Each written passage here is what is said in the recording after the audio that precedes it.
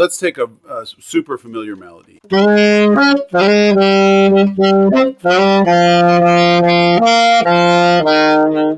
That would be where that melody would go if it stayed in the key of A flat. Instead of doing that,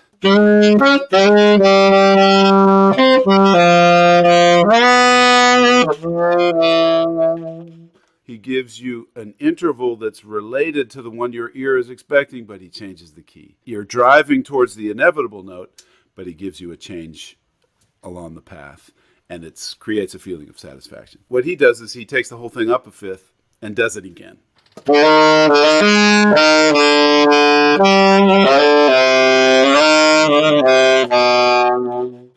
The second time, you've heard that modulation, and your ear wants to hear it again, and he gives it to you. That is the inevitable note idea over a full 16 bars. My guest today is an amazing saxophonist, composer, and educator, Tim Armacost. In our conversation, we get into a topic all musicians will find incredibly interesting that Tim calls the inevitable note. That's also the name of his latest album, which has just been released. Tim is the author of the jazz saxophone book available from Share Music. Later on in the conversation, we even get into one of the most controversial and polarizing topics in the saxophone world. Of course, that's Kenny G. I hope you enjoy our conversation as much as I did. How's it going, Tim? Good to see you and have you back. It is delightful to be back. Thanks. It's been an eventful year, and I'm feeling great. Yeah, so what have you been up to this last year? You got a brand new album out. That is what I really want to talk about today. And you sent me a copy of it. This is the vinyl. There it is. The Inevitable Note by Tim Armacost. Love it. Okay. There it is. Tell us about this record. I've been listening to it. So, actually, it was interesting because I have two records coming out pretty hard right behind each other. All, of course, because of the pandemic. You know, some things were planned and studio time was booked, and then the pandemic shut everything down. So the way it happened was this project was due to be the second one, but the first one, which we were going to record just before everything shut down, that one got pushed back, and then that's with the second one is with Al Foster and Gary Smulyan and John Patitucci and Tom Harrell, and of course those guys have schedules where you have to do some deep future planning to get everybody in the same room at the same time. So that was actually supposed to be the first one, and that because the pandemic got pushed back a little ways, and this project. The Inevitable Note project is the music that I wrote during the pandemic. So, as you know, we all were stuck in our houses, and the last time I was here, we talked about my book. That was the thing that I spent the most time working on during the pandemic. And actually, it was interesting, not to get too off on a tangent, but for the first time in my life, I actually put the saxophone down for a month during the pandemic. I hadn't had a gig for 4 months, and I didn't see another one for 4 months to a year in advance. None of us knew what was going to happen. And for the first time in my life, I put the saxophone down and just didn't play it for a month. And it was a little scary. Like, man, I've never done that before. I get up in the morning and I want to play the saxophone most days. And so what happened was the month went by. I concentrated on the book, and then one day I woke up and I was like, okay, all right, it's time to play. It doesn't matter if I don't have a gig. I need to play the saxophone today. And I put it in my mouth and I was like, oh, man, this feels so great. I love this. I'm so relieved that I still love this. That feeling was so strong and wonderful to find again, that I started feeling inspired to write some music. But when you put the saxophone aside, was there a plan? Like, I'm going to put it aside for a month, or? No, that was what was so alarming about it, is that I just didn't feel like playing. And I really had never experienced that in my life. And any time, like where my horn was busted, or, I had travel and it made it so that I couldn't play for a week or something, the whole time I'd be a little nervous, I didn't feel right not being able to play. Did you know And what I feel like it? I don't go very often for more than like a day or two without playing. But even then, it's like the worry to me is like, wait, am I going to remember how this thing works? I know. And for me, the thing is, the inspiration is so important. Feeling like, that desire I got to get something out. That's so important. That's kind of the thing I look forward to in my everyday life, is finding that groove, and where I'm feeling like, oh man, this is so delicious. That's the feeling I want in my everyday life, and to not have access to it was really scary. Scary is not quite the right word, especially in the context of the pandemic. Scary is not quite the right word, but yeah, just kind of, there was that low grade discomfort about it not being there, and then, like you say, am I going to be able to do it when we come back? And was it? Did you find that you needed to get your embouchure back into shape? Did that take a while? No, I didn't find that to be such a problem, and I didn't have to like jump into a tour, and play every night really hard. So it didn't put a big strain on it. It was more like, I played as much as I felt like that first time after being off, and then Right after a couple of days, you were back to normal. Yeah, and it's 40 years, so the muscle memory is pretty. Yeah, yeah, but that's interesting. I wonder. I actually thought about doing a YouTube video. I mean, I didn't ever want to do it, but I stopped practicing for 30 days, and this is what happened. Yeah. Yeah, right. That's a risk. I don't know. Pretty risky One was subject right there. So to get sort of back on track, the inspiration of and the just the beauty of being back and playing and feeling really happy about experiencing that good feeling again, that got me inspired to start writing some music. And the other thing that's new for me about this recording is I've always just kind of collected tunes over time and tried them out, and then eventually put them together into a record. And this is the first time that I sat down to compose the music for a record. Okay, so this music was basically inspired by you giving up the saxophone for a month. That's really interesting. I've never heard that. I mean, that's pretty cool. I hadn't thought about it. I'm not sure if that's the best marketing point. I hadn't thought about it that way, but yeah, it's really true. And to put it the other way around, it was the happiness of coming back after not being able to play for a month.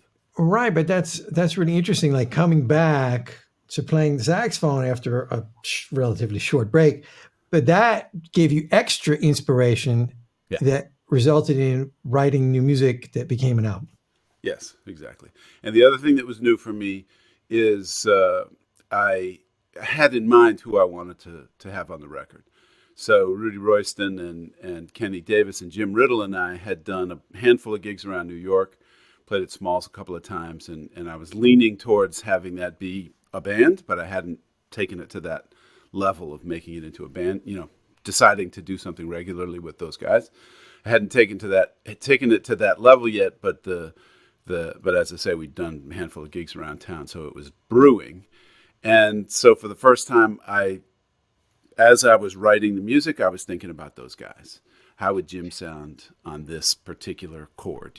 This, and the sort of famous for Duke Ellington was sort of famous for imagining the people in his band and writing for those people. And I always thought that was a cool idea, but I didn't really ever have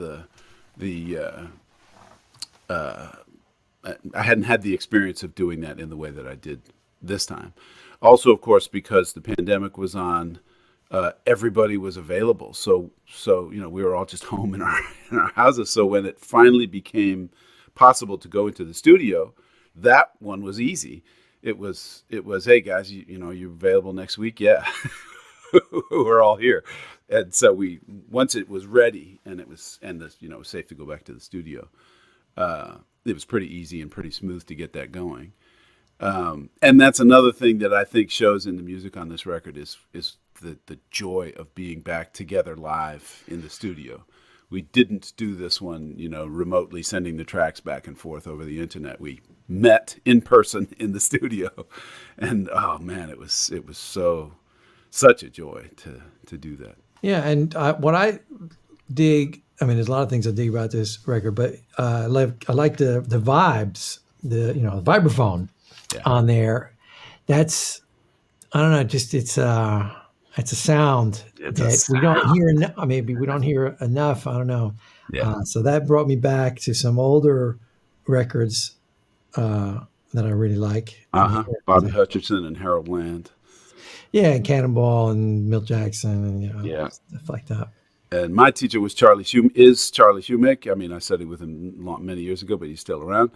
Charlie Shoemaker and Pete Chrisley. Pete Chrisley was one of my heroes, being an LA guy. And he had a sound of his own from the get-go, as far as I know. And he and my teacher, Charlie Shoemaker, used to play gigs around LA, so I would go see them. So for me, it's kind of weird, actually, when I think about it. It took me this long to make a record with vibes, but here it is. Yeah, so for vibraphone fans, it's great sound. Oh man, and Joe Locke is a very, very special musician. A little bit of a story behind that too. We met many years ago in Germany. We were both playing. There was a club there. I'm not sure if it's still open, but there was a club in Munich called the Nachtcafé, the Night Cafe. And it was one of those crazy gigs where it started at midnight and ended at 4 a.m., something like that. And Joe was hanging out. I forget if he was playing somewhere else in Munich or he was before us or after us. I forget the details. But anyway, I was there for a week and we saw each other a handful of times that week. And I just remember very distinctly meeting him then. And for many years, we had gigs together here and there. And we always kind of looked at each other and went, man, we should do something together. And then, a couple of years went by and we did other stuff, and then finally I had a gig at Smalls about 4 years ago, just before the pandemic. I called him up and I said, hey man, would you do a gig at Smalls? Would you like to do that? And he said, yeah, sure. What the heck, just to do something with you finally. And so we did that and it felt nice. And so my idea actually on this recording was to have Joe be a special guest and have him play for a couple of tunes. Yet another sort of consequence of the pandemic, he had lots of time. He was home and had time to work on stuff. So I sent him the first couple of tunes that I had in mind for him. And he worked on them and sent me some stuff, sent me some tracks. He sent me some enthusiasm. He was like, man, I'm loving this. Send me another one. And by the time by the time it was all said and done, or that's not quite the right way to put it, after 2 or 3 tunes, it became apparent that I wanted him to just be on the whole thing. And I called him up and I said, man, will you play on the whole record? And he was like, heck yeah. And now I'm booking a tour. So now we're going to go out as a band. Okay. And where are you guys going to be on tour? We're going around the States, starting in Chicago in the middle of September. And we'll be kind of working our way back from Chicago towards New York over 2 weeks. Okay, cool. But you're not coming back to Europe with this yet. This group, I don't have any interests, or nobody's offered me a lot of money to get the band across the pond yet. But certainly that's something I want to do. Most definitely, it's, finding the anchor gig is the big challenge. You find one gig, a festival or something where they can help you get across the pond, and then you can travel around the lovely countries of Europe. So yes, that's definitely a plan. Yeah, and so now one thing I wanted to ask you more about is your time in Europe. How long did you spend in Europe, and where? And when did you go back to the States? So I could talk about that for a half an hour, but the short version of the story is a bunch of my friends, when I was getting ready to graduate from college, a couple of my friends were a year or 2 years ahead of me, and they had moved to New York. And I was getting ready to graduate, and I was talking to them and talking about what their lives were like, and I came here to New York and visited them. And they were living they were living in small apartments and didn't have any gigs and were working as waiters and What year was this? and I graduated college '85, so that would have been leading up to '85, and and I had lived overseas as a kid, so excuse me, so so for me, the idea of moving overseas was not new. I had to adjust. I was forced to adjust to that a couple times as a kid, as my dad moved around. And so the idea of an adventure in Europe was just something I could imagine. And times were also a little less crazy back then, so it didn't feel like something I couldn't do. I could just save some money, grab it, and go to Europe and see what happened. And then and the idea was kind of if it didn't work out, if it didn't work out in Europe, I was gonna go hiking in Nepal for a month and then come home and go to grad school. That was sort of my plans A, B, and C. And also, I was having finished college. I didn't go to a music school. I went to a liberal arts college. So the idea of going to Europe for me also meant trying being a musician full time for the first time. Nothing else. And as it happened, I was thinking of Amsterdam, London, Copenhagen, Paris, and Munich. Those were the sort of 5 cities that I either had a friend in or had a record that was recorded live there. Something about those 5 towns made me think that the jazz scenes would be happening. And I landed in Amsterdam, and for people who know Holland, I found an apartment on the 3rd day I was there. And that is impossible. You can't do that. It can't be done. Yeah. And part of that was that the exchange rate was very favorable to the dollar at that moment in time. So once I started earning money on the local economy, I discovered that my rent was actually pretty high. But because of that good exchange rate at the time, my dollars that I brought with me as my cushion lasted about 6 months. And so anyway, I found an apartment. It had a telephone number associated with it. It was just kind of as if, the Greek gods were saying, hey, here you go. Let's put you right here and see what happens. And so I wound up staying there for 7 years and got a teaching job. And my In the sort same of, apartment. no, Oh, after about 9 months, it became too expensive. okay. And I couch surfed for a good while, and then I finally found a spot and found a kind of those musicians' houses where a handful of musicians all live and each have a room. I found one of those and did that for a little while, and then I found a really beautiful little apartment in what they call the Jordaan in Amsterdam, which is sort of like the Greenwich Village. So it was pretty great, and then I got a teaching job at the conservatory in Amsterdam as a guest teacher, and they had a series of guest teachers because they were looking for a new professor, and they liked what I did, and the kids liked me, and so after a half a year of that, they invited me to come on as the saxophone guy. Okay. I didn't know you were teaching over there at the conservatory as well. Okay. Wow. Fantastic. And so you never ended up, did you go to those other cities ever to live or spend any amount of time? Yeah, actually, I really lived hand to mouth that first year. There were times when I had no money and no food, and a friend of mine and I played flute, and my friend who was a drummer played guitar, and we went out and busked. We went out in the streets and played Beatles tunes, and after I started the guest teaching job, the first thing I did was first, after I made some money, after I got a paycheck as a musician for the first time, the first thing I did was to go to London.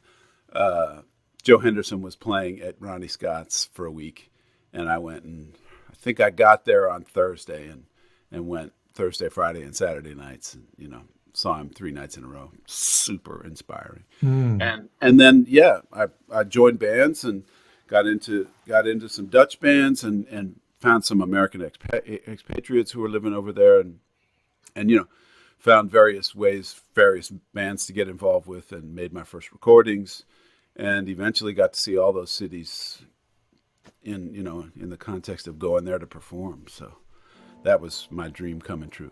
It was awesome. And then what made you leave Europe? Yeah, it's a couple of different ways I could answer that question. The first thing that jumps into my mind is I was in Munich, interestingly enough. I was in a club in Munich, kind of a downstairs joint, and this music came on the over the stereo in the club, and it just stopped me in my tracks. I think we were sound checking or something. I just stopped what I was doing, and I just had to listen to this music. It was Joe Locke with Schofield, "Time on My Hands," that record. And I grew up in the Michael Brecker era, and everybody was trying to sound like Michael Brecker, including myself, trying to figure out how he did all that stuff. And here was this incredible breath of fresh air. Lovano didn't sound, the sound of his saxophone was different from Michael Brecker's. And his technical approach to the instrument was different. He had the high register, the harmonic register, super smooth, which was something I was trying to work on at the time. And I just heard him and went, oh, I need to get where that is. So that was a big part of it. And the other side of that was in Amsterdam. There's a very well-established free tradition, and also a very devoted group of musicians who are straight-ahead guys. But they don't really like each other, and they don't mix. Maybe it's better now than it was, 30 years ago. But at the time I was there, I would play with free bands because I wanted to explore the whole spectrum. I would play with free bands, and I would play with the straight-ahead guys. And what Lovano's music represented to me was, oh, he's playing across the whole spectrum of the music. And he even has a band that plays on a more free approach and a band that plays more straight ahead, And that to me was, okay, that's the place where I need to go now. I need to be in a place where I don't have to define myself as a straight ahead musician or a free musician or something else. I can explore the whole range of what there is to explore. So that it was about a year, I think, before I finally made the move. I had promised my first class of students at the conservatory that I would stay until they graduated. So I had about a year left before that first class had their end exams. Okay, so you were there from what, 85 to 92 to 93, something like that? Exactly. And then you've been back in New York since. Yep. Actually, I have an unusual life path. The other thing that happened around that time is my now wife and we had met when we were 16 and had never quite come together. And we were both free at that time, and we kind of reached across the ocean towards each other and said, "Hey, I'm free. What are you doing?"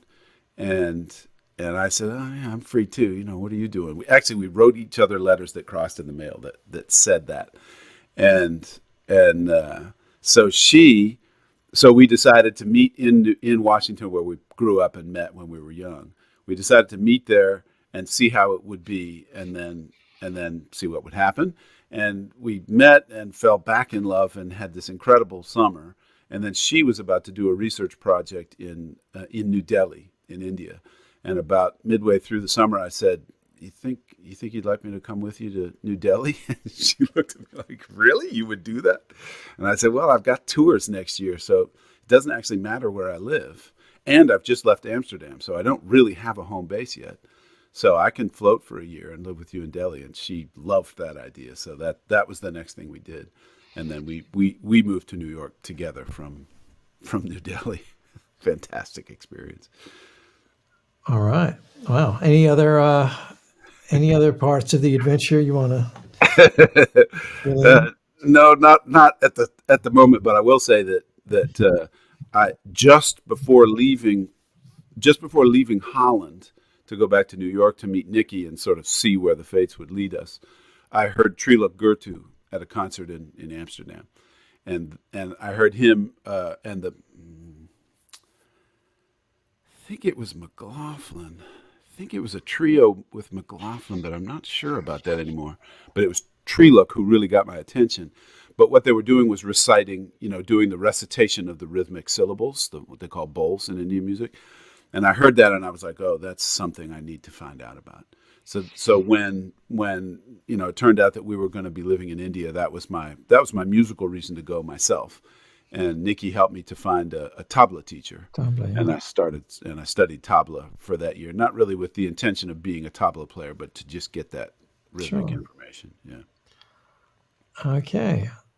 Fantastic. So I love the title of the album, Yeah. Inevitable Note. Yes. And then I looked and like, oh, there's not a song called The Inevitable Note, though. I was like, where's the song? I mean, what the hell, man? the inevitable song. But it's okay. No, it's still a great album title. And that's a concept you talked about in your book, the jazz saxophone book by Tim Armacost. This is a fantastic book. I haven't gone through all of this stuff yet, but I should get it back out and go through some more of these things in here. But what I'd love for you to do now is maybe talk about some sort of pedagogical topic that our subscribers and viewers and listeners would take something away from this interview, learn something about playing saxophone. Yeah, great. Happy to. One of the things that I've sort of made a personal mission is to practice and to talk about as much as I can melody. I think, or I have experienced a couple of decades of magnificent rhythmic innovation. I think the preoccupation with odd meter started around the end of the 90s. There were people like Joanne Burkeen, Bobby Hutcherson, a bunch of people who were Dave Brubeck famously, who were exploring odd meter all the way back at the end of the 50s. But I perceive it as having become a part of sort of, if you're going to be a jazz musician, you got to be able to play odd meter. I saw that happening around the end of the 90s. And so composers and improvisers started to, really work hard to deal with this new area of the music. And I've seen that happen. I think sort of my era was the era the era that I grew up in was the era of harmony. It was post Coltrane. Coltrane did, a lot of innovation with the so-called Coltrane changes and then playing free, and Michael Brecker's approach was super harmonic.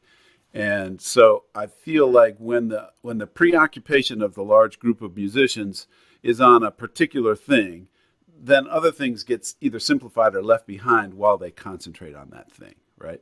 So when I was coming up, everybody was trying to figure out how to play that, get free with the harmony that Coltrane and people like Ornette Coleman, different approach to harmony. People were preoccupied with that. And so things like melody and rhythm take a back seat to the thing that people are most interested in. And I see that in these last 2 decades as having been rhythm. And I feel like melody and harmony were either simplified or designed to help work on the odd meter thing that people were exploring. So I got to a point about a couple of years ago anyway, 3 or 4 years ago, where I thought, okay, I also embraced this odd meter thing. I love playing an odd meter. I love where that's taken the music. But I've been thinking to myself that it would be nice if I could find some music that had some memorable melodies, more simple, straightforward melodies that people could sing that include the odd meter concept. So trying to kind of bring everything together. That's been sort of a personal mission's not the right word, but a preoccupation or inspiration of mine. And so I've been doing a lot of melodic improvising and melodic practicing. And the inevitable note is a concept I came up with that refers to the idea that a melody is going inevitably towards some place. So I meant to find a limerick to say to you, because that's a really good way to express it. There once was a man from Nantucket, it goes on because it's very dirty. But the idea, right? There once was a man from Nantucket, ba-da-da-da-da-da, da-da-da-da-da-da-da, ba-da-da-da-da-da-da. By the time you get to the last note of that poem, everybody knows what the sound is that's coming, and you can guess. Right. You don't have to say it. Everyone knows it's inevitable. It can be, there's no other word or note that could be in that spot. Exactly. And then if you're really good at it, you can make the inevitability of that sound so strong that it has to be that note, and then you play something else. Because everybody's mind is going towards that thing, and then you go, well, but what about this instead? So it becomes this really fun game. And so now, I'm thinking about that. So the outcomes of that game can have a whole range of how unexpected you want to make that note. Exactly. And then there's a tension and release aspect of it. It's the note is coming, I can feel it coming. Ah, you gave it to me. Thank you so much. Or the note is coming, here it comes. Oh, not that one. There's a lot of different ways that you can play with this moment of resolution, and you can also play with it with harmony. You can play with giving the note that's inevitable, and then putting a different sound, color underneath it, so that you're getting the expected note, but also a surprising sound. Right. But the first part of the game is being able to set it all up. Yes. Right. So is that the thing you're going to talk about? So I want to do a couple of things. One is I was just going to talk about a couple of familiar melodies just to sort of set the stage. And then I thought I'd show a couple of ways that you can practice this idea, and then maybe just do a little of that. Just practice a little bit. So yeah. All right, so how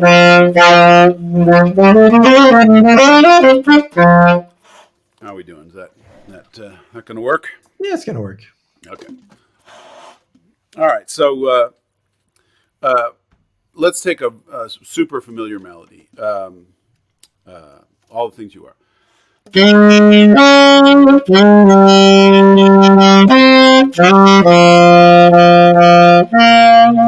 That would actually be the note you would expect, right? Because we're going up a fourth each time. That's the pattern, and that's part of what makes this kind of exercise interesting is finding patterns, but not getting stuck in the pattern, using the pattern to set up an expectation, and then playing something surprising along the way. So All the Things You Are. That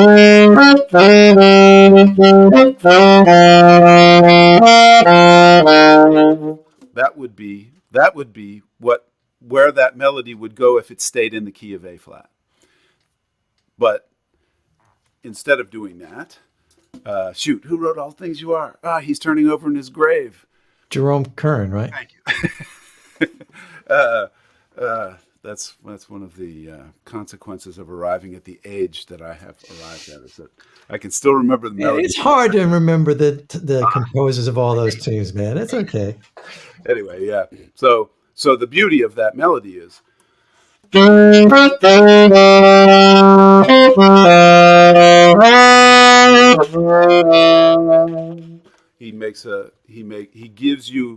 gives you an interval that's related to the one your ear is expecting, but he changes the key. So you're driving towards the inevitable note, but he gives you a change along the path, and it creates a feeling of satisfaction. And then what he does is he takes the whole thing up a fifth and does it again. So the second time you go through, the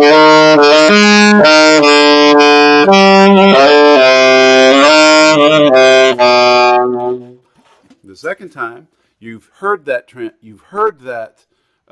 modulation, and your ear wants to hear it again, and he gives it to you. So that is the inevitable note idea over a full 16 bars. Absolutely brilliant songwriting. That's one of the great melodies. It's another one that I was thinking about this morning. The bridge of Cherokee.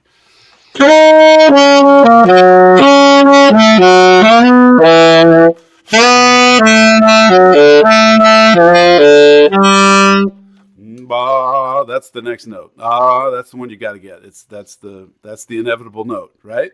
And what he does is he gives it to you and then goes up a half step.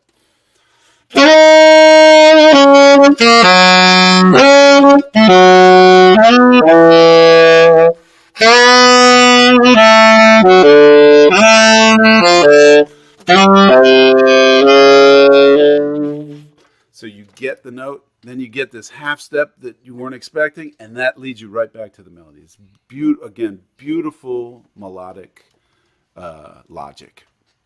So this inevitable note in these two cases, that's kind of been set up as a part of, as a repetition, as you're hearing something once, and because of the repetition, it becomes that much more inevitable, the second time around. That's what the pattern is what creates the inevitability. Yeah. Mm-hmm. Okay. Did you have a question brewing, or shall I do another one? Keep going. I heard you. I was going to say something, but now I want to see what you have next. Cool.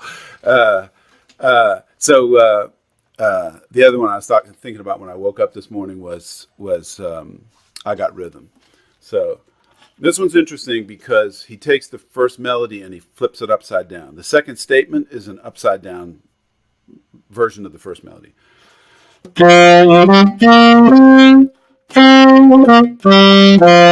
Just takes the same notes, puts them backwards, puts them upside down. And then he finishes the thought. So this is another kind of aspect of the idea is it's a question, an answer, and then a final statement. The inevitable note pattern often goes in a group of three like that. Question, answer, and then a statement that kind of takes it home.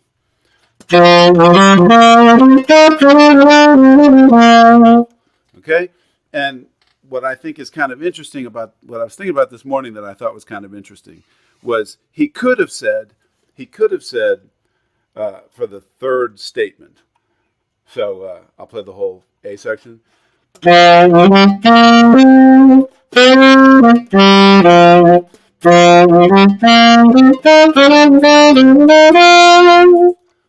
would be a pretty logical place to go in the first ending. The reason being, it leaves the whole thing suspended in the air, right? The question is unanswered. That's like an 8-bar long question. And then you can answer it with an 8-bar long answer. You see? So if I play the whole thing. Through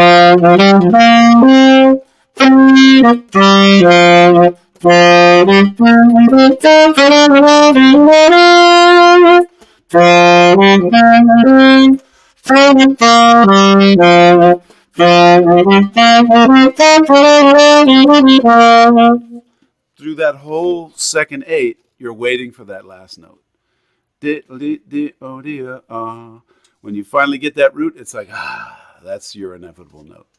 Okay, so a couple. So, yeah, go ahead. So in that example, by changing the ending of the first A, it's actually creating more tension and more inevitability for that last note because we didn't hear it the first time. Precisely. We wanted it, but we didn't get it.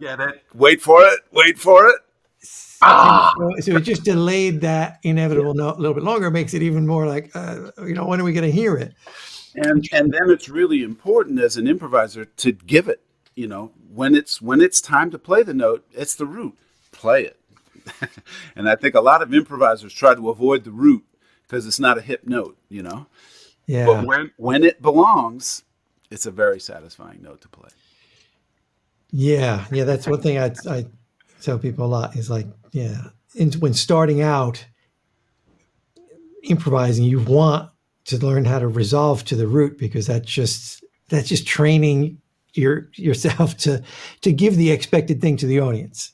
to create some expectation and then deliver on Yeah. that expectation. That's the game to play with the audience. Yeah.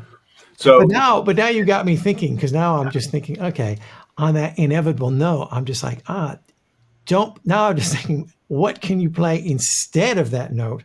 And I'm thinking, I mean, and there's a lot of people that do this, but now I'm just kind of framing it in my mind as a whole, like you could play the whole melody straight, yes, and then just at that moment, you could give them something else, and like everybody would be like, wait, you could wake up the whole audience. yes, sir. And hopefully, then they're on the edge of their seats, like, "Oh man, that was so cool! What's this guy going to do next?" Yeah. You know, Or a little bit irritated. yeah, depending on your skill level. Yeah. And it's also, I think of it also as a kind of a relationship. It's a relationship with the audience. Are you being a jerk to the audience, or are you delighting them? You know, it's Yeah. Are you being some people want humorous? to be treated like a jerk. No, It's no, not really, it comes, well, it's not yeah. really my zone, but Well, it's part of the communication, yeah, right? And there is certain types of music, like pop music is always giving the expected thing. That's by definition.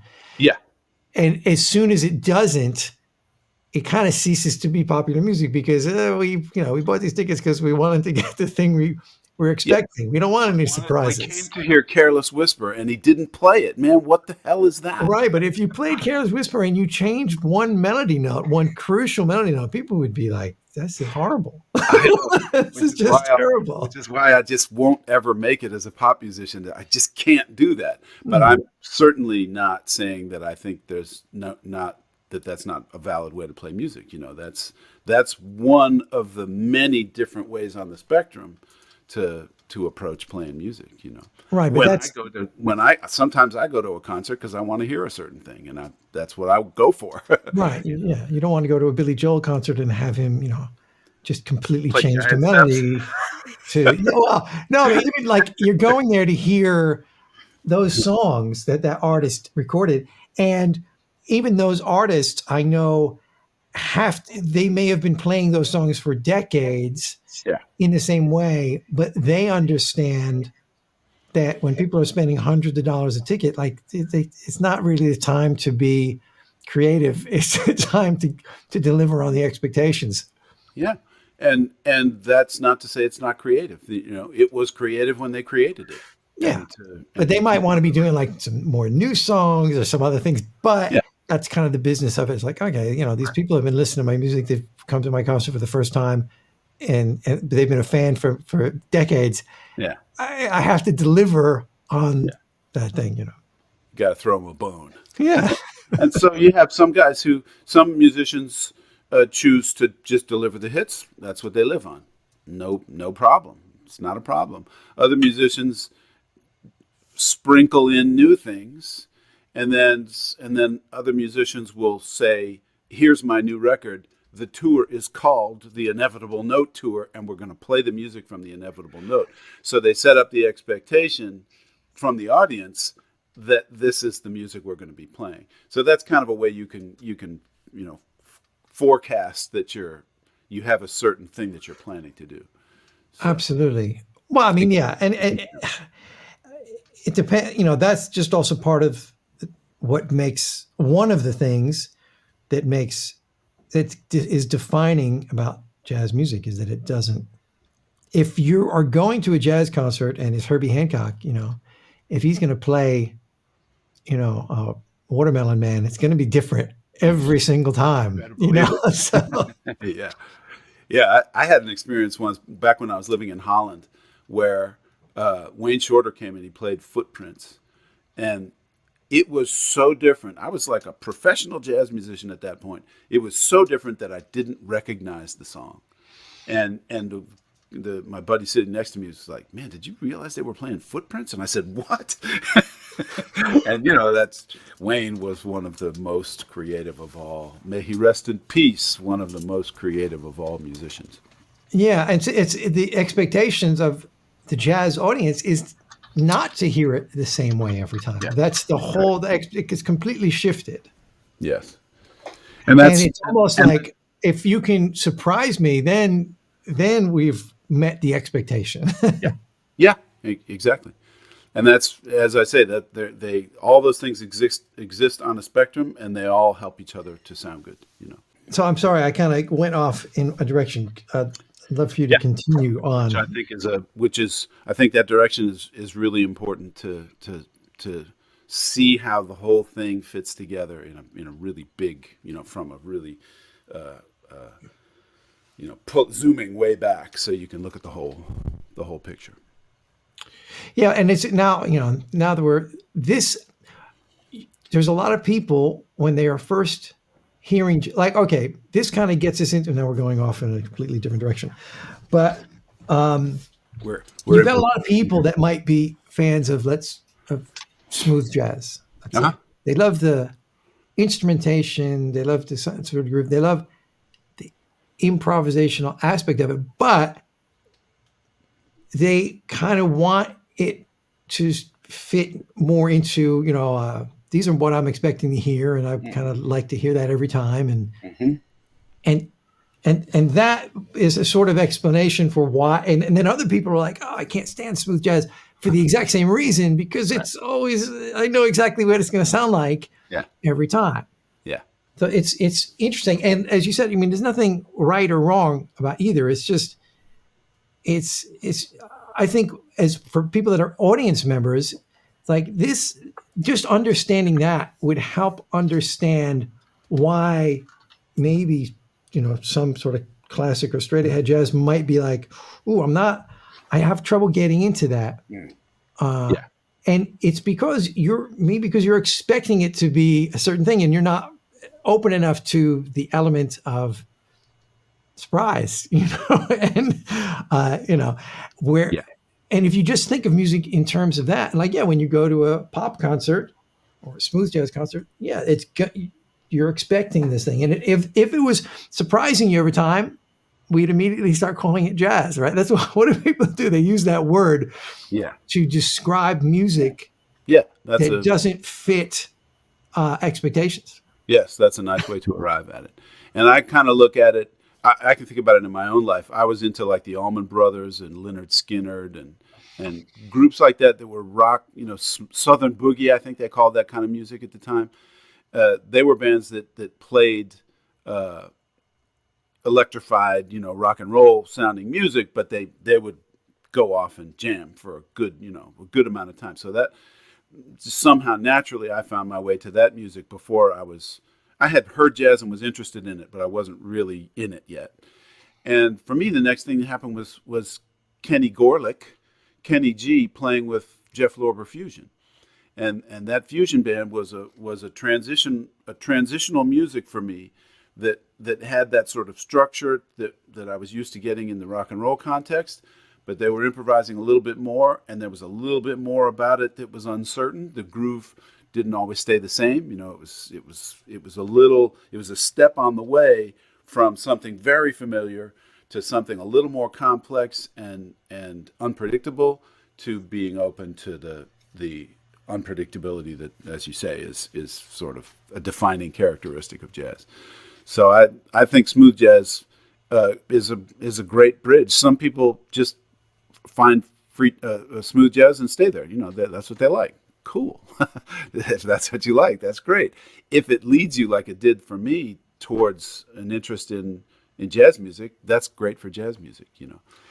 It's just that's fantastic, and I think this is the conversation. It needs to be had a little bit more,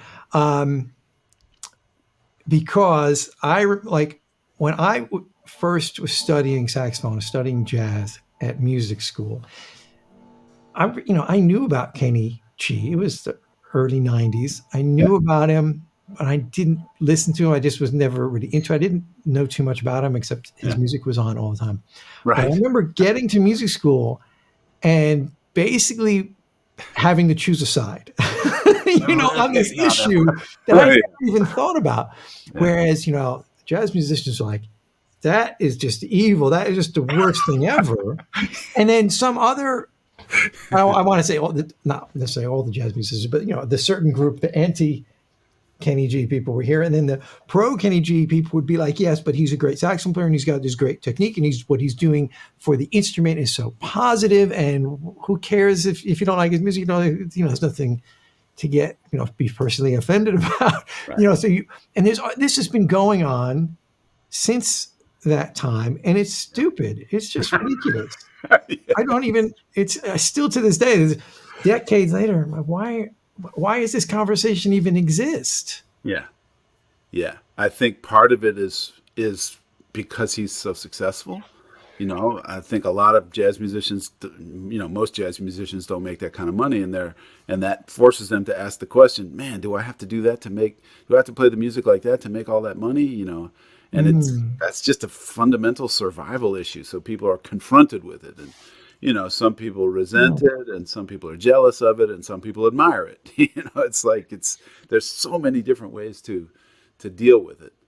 And my attitude has always been, the things that he did that I like, and the things that he did that I don't like, and I just don't listen to it if I don't like it. I don't have to have an ideological position on it. I do think he kind of crossed the line when he recorded himself on top of Unforgettable. I think or was it?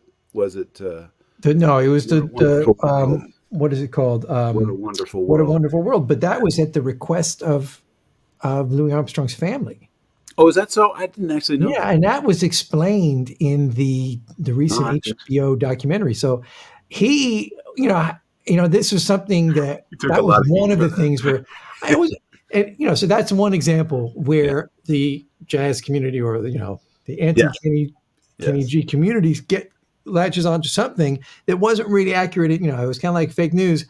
And it took an HBO documentary, but not everyone watched it. Did you watch it? No, I didn't. It's really good. I'm just really good now that was at the request of the family. And, that changes the whole that change. I introduced the subject by saying I think he kind of stepped over the line there, but that's because I was assuming it was his decision. Because people jumped to conclusions at the time. I did. I'm guilty. Guilty as charged. Yeah. No, but that was kind of put out there as a thing. Like when it happened, everyone was it was enraged. How dare he? How dare he? Yeah. But at the same time, there's lots of people like saying that Pops is corny or other things. So there was a certain amount that for me there's a certain amount of hypocrisy going on with the same argument. Whatever, we won't get into that. No question about it. I think without getting too far into it, the idea that you and I just kind of happened upon was you have to keep your mind open and try to understand what's going on, and not just make a quick judgment and write it off and that's the end of it, and then start arguing. That's just not a great way to. Well, yeah, but it's when you're at music school and you're young, when you're a teenager, basically, you're not going to do that. So you're going to be fed all of this things, and people are going to say, you choose your side. Yeah. What are you, what musicians, and these are you're choosing for life, like which path you're taking. It's juvenile. And there's a lot of these sort of jazz, not just jazz, I mean, it happens in all styles of music, these sort of controversial things where you have to choose sides and these ideological things. And it's a bit silly. Yeah, actually, it kind of brings me back to Amsterdam for a second, which is when they hired me to teach at the conservatory. That conservatory at the time was a very free-oriented conservatory. There were no straight-ahead teachers there at the time, and my job was to teach straight ahead. That's what I could do.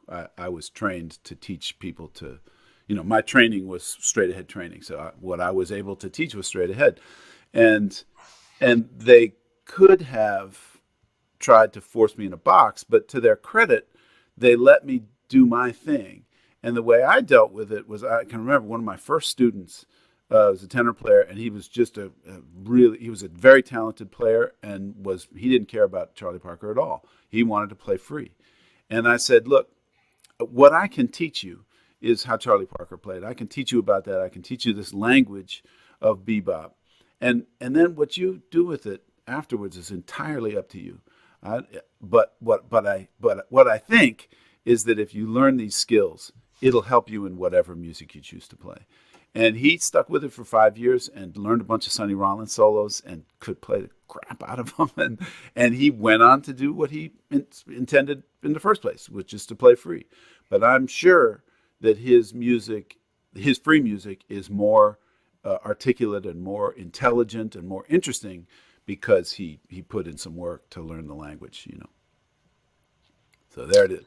We both were able to keep our minds open enough to make something out of that situation. And I'm glad. I haven't talked to him for a while. I should check in on him, see how he's doing. Yeah. Well, it's funny. If you mention Kenny G in a saxophone conversation, it's just everything's going to go off the rails. Because we were talking about, playing melodically. Yeah. Is there anything, I mean, I love those examples you gave of, all the things you are, Cherokee, I got rhythm. Yeah. Was there anything you wanted to add to that? Yeah, two things. Thank you. One thing was so that idea of creating tension over a full 16 bars. I think that's a really important one.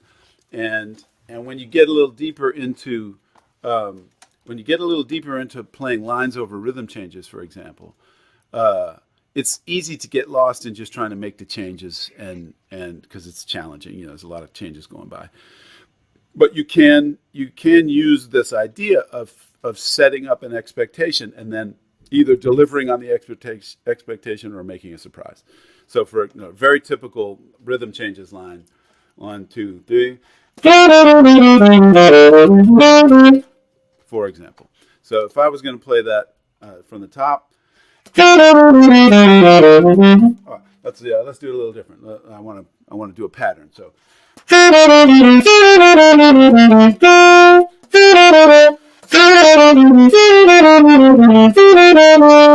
There we go. So there's a patterned line that's setting you up for the note concert D at the end of it. So first thing I could do is play with that last note.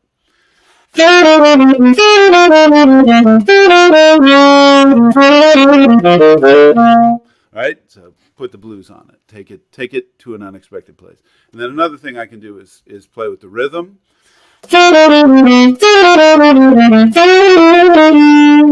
I'm playing all the notes, but changing the rhythm, so it's playing with the idea of expectation and delivery. And then I can start changing notes.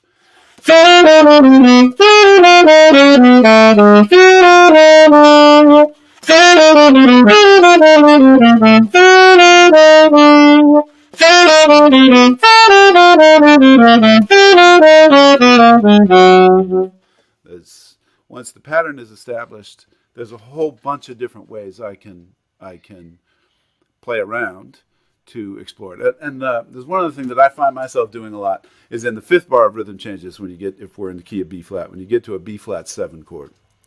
I often hear my ear going.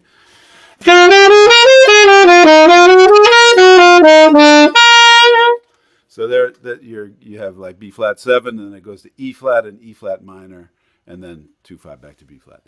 So I often hear myself playing something that goes down a whole step. And what you can do then is resolve it immediately, like I just did.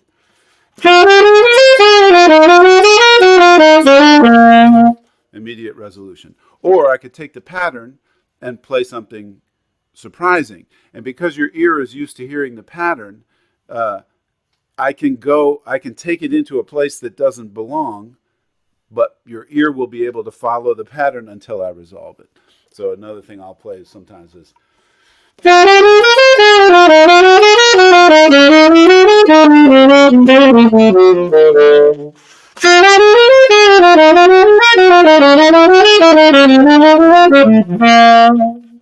So the third time through the pattern is wrong.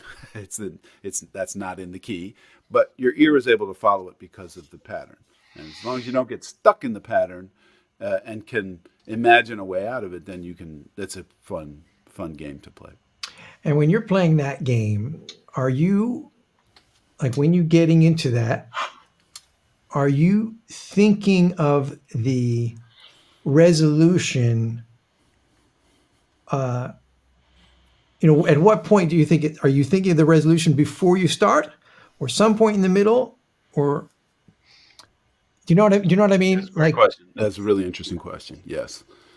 No, I'm not. Well, what I know is that the chord changes resolve in the seventh bar. 5, 6, 7. Yeah, seventh or the eighth bar in rhythm changes. So I know that the seventh bar is a place where the harmony comes to a resting point. I know that that's the way the song is built. It can also be played that the harmony comes to a final resolution in the eighth bar. And so I can use those, I can aim for those 2 points as places to make a resolution. And I can also ignore them and blow past them and aim for the top of the next A section. So I kind of know where the resolution points are in the harmony. And as I go along, I'm making decisions about which one I'm going to use, how I'm going to do it. You know what I mean? yeah, I'm just curious, like, as far as like thought processes, and I know it's going to be different all the time, Yeah. but it's, I'm curious if different improvisers are thinking and have different thought processes going on in their heads. Like some might think, because when I listen to certain people, Yeah. I feel like I'm hearing the thought process in there sometimes, and I'm thinking, this Yeah. this was, their target was here, but they had that target way back here. You know what I mean? And it was kind of like maybe there's 2 bars or 4 bars or whatever where they're like, I'm getting there Uh-huh. now, but I already know Yeah. that's where I'm going. So I'm just curious about your thought process. If it's are you thinking about it like when you start a phrase? Are you thinking, where am I going to end this, or does that thought come somewhere in the middle, or is it, you know what I mean? Yeah, it's my intention is to keep it fluid. My intention is to keep things fluid as I go, and my another part of my intention is to have is to not have it be all tension all the time. To understand that the tension that I build needs to release. So when I feel, I think this is probably the best way to explain it. When I feel like it's time to release the tension, I start identifying a place that I'm headed, and then I head there and try to deliver that release. I think that it's a little abstract sounding, but I think that's the best way I could describe Right. it. But in all, though, you are always thinking about the releases of the tensions or the resolutions, not necessarily.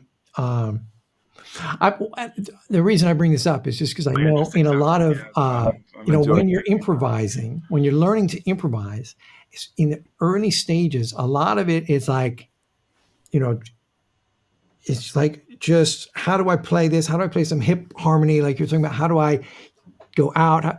And people can get in this trap of, like you said, where it's just like it's all tension and no release because, like, well, I've never really thought about that part. I never thought about the inevitable note part in Right. the improvisations. Like, and I noticed, like, when I am improvising and I'm thinking more about the resolutions, everything just gets a lot more clear Hmm. and purposeful. There it is. I have nothing to add to that. So, okay, That's well, I was just kind of like trying to, to extract that from me. Like, basically, yeah, I think it's a good thing to, like, when you're not saying, okay, I'm going to resolve in bar 5 in bar 7, not like that, but just like, all right, I'm about to start a phrase. Let me just think ahead a little bit. Where are Yep. we maybe going to go with this, rather than just saying, oh, I'm stuck in this Yeah. note flurry of notes. Right. I And mean, we how do do a you get lot. out? Like, Yeah. if you start thinking, well, I need a way out from the beginning. It doesn't necessarily, I don't know where it's going to be, but there has to be some sort of exit to this. Yeah. Yeah. And well, that brings up another issue. So there's two things I'm thinking about right now. That brings up another issue, which is phrasing. And that is, how do you play? What is a phrase? It's a sentence that has an ending. So I think that's, for me, certainly, after I started to get a handle on the language, phrasing was the next thing. And for me, it was Tom Harrell. The way Tom Harrell phrases, for me, that's the ideal. He and actually, I hadn't put this together this clearly, but Tom is an absolutely brilliant inevitable note player. He will play a phrase that has an ending. You can hear the end of the phrase coming, and the last note he chooses is almost always just a little bit surprising, and it's just brilliant. And so that's one of the things I try to teach my students is don't just play a bunch of notes, but play a melody. It can be a melody, it can be that's got a lot of notes in it, but it has an ending. Yeah. The phrase ends. And if you just actually reminds me of one of my teacher, Charlie Shoemaker. One of his best lessons he ever gave to me was this one. He goes, Tim, when you play, it sounds like this. You start playing and you keep going and you play a lot and you play a whole lot more and you keep going and then you find some more notes to play and the notes are actually pretty good. It's pretty good stuff. It goes along. I like the way it sounds and you sound like you've been studying the music, but when it gets down to it, I'd never get a chance to rest. Would you please stop? And, we are speaking in sentences that have pauses in between them and learning to speak in that way in the language of the music is this sort of next step I think of as the next step after you've begun to master the language a little bit. Yeah, that reminds me of when I did my interview with Bob Mover a few months ago, and he said, I forget who he was referencing, but he was playing with somebody, and they were saying, "Oh man, you play really good. You got lots of really good things as you're playing, but do you have to play them all at once?" Right. Which brings up one other issue, which is if you think of the chord changes as just the vehicle upon which you deliver all the stuff you've been playing in the practice room, all of your solos will sound the same. It's really important to play the song that you're playing, no matter what the context is. Right. And that's like what we got into in our first conversation last year, really focusing on spending a lot of time on those melodies when learning tunes.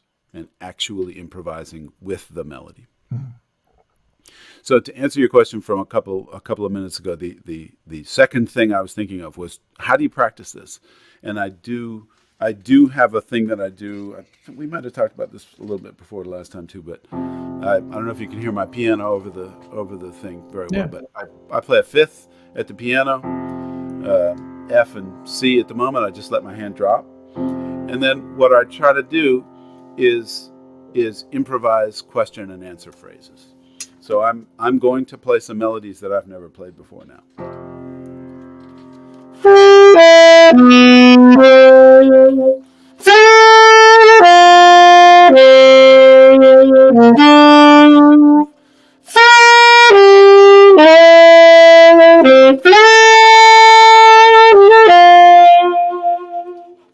Okay, I've never played that melody before. I was just trying to think whatever I hear and then see if I can answer it and then see if I can play a third phrase that takes me home to the root. I'll just do one more.